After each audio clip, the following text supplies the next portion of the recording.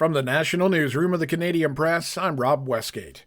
Judith Urquhart has lived in Lytton, BC for a half-century, leaving only for as long as it took for her and her husband to rebuild after a raging wildfire forced them to flee in 2021. But she says they are now concerned about the financial future of the tiny village in the northern part of the province. The town's leadership is approving plans for $50 million in federally funded infrastructure.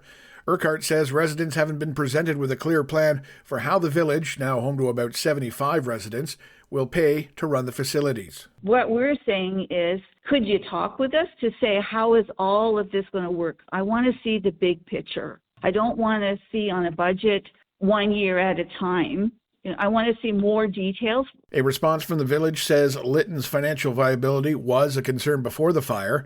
It says that the village would pay to run the planned facilities using a combination of property tax revenue, contributions from the village's reserves, and grants, along with income from residential rental units, commercial spaces, and user fees.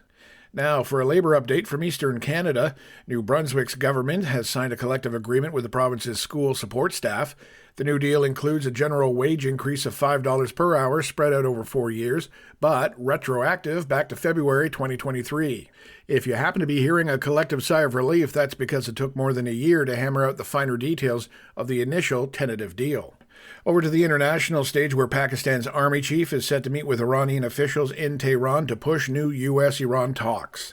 Pakistan is trying to ease tensions between the US and Iran as its army chief heads to Tehran to arrange US-Iran negotiations. The Tehran meetings with Pakistan start on Thursday as the US continues a naval blockade of Iranian ports, with new sanctions planned in what the US have called the financial equivalent of a bombing campaign. Meanwhile, China's foreign minister has told Iran that reopening the strategic Strait of Hormuz, a key oil shipping route, is an international demand. The talks between the US and Iran may resume in Islamabad, though no decision had been made on whether to resume negotiations. I'm Karen Shamas.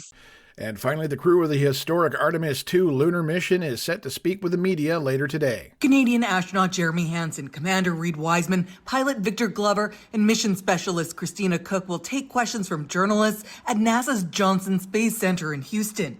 Their 10-day flight saw humanity travel to the moon for the first time in more than 50 years, setting a record for the furthest distance traveled by humans away from Earth. Hansen also made history during the mission as the first non-American to travel beyond low Earth orbit and the first person to speak French while en route to the moon. The 4 astronauts were watched around the world and praised for their friendship and love for each other that was on display during the mission. Kelly Malone, The Canadian Press, Houston. In sports, we start with the MLB. William Contreras hit the only ball out of the infield during a 2-run rally in the 8th inning as the Milwaukee Brewers snapped a 6-game skid with a 2-1 victory over the Toronto Blue Jays. Toronto wasting a brilliant performance from Dylan Cease, who struck out 6 and allowed 2 hits and 3 walks in 6 shutout innings. Now over in the NHL, despite resting 6 players, the Ottawa Senators wrapped up their regular season with a 3-1 victory over the Toronto Maple Leafs. The Senators also saluted 75-year-old Hockey Hall of Famer announcer Joe Bowen, who called his final Battle of Ontario, ending 44 years of calling Maple Leaf games on radio and TV. Now on the bright side for the Leafs, the loss also ensures Toronto will finish in the bottom 5, allowing them to retain their first-round pick in the upcoming draft. And finally, in the PWHL, the Boston Fleet beat the Minnesota Frost 3-2, and the New York Sirens rallied past the Toronto Scepters 3-2 as well. From the Canadian Press, I'm Rob Westgate. Thanks for listening. Don't forget to follow and subscribe. For more of today's top stories, visit thecanadianpressnews.ca.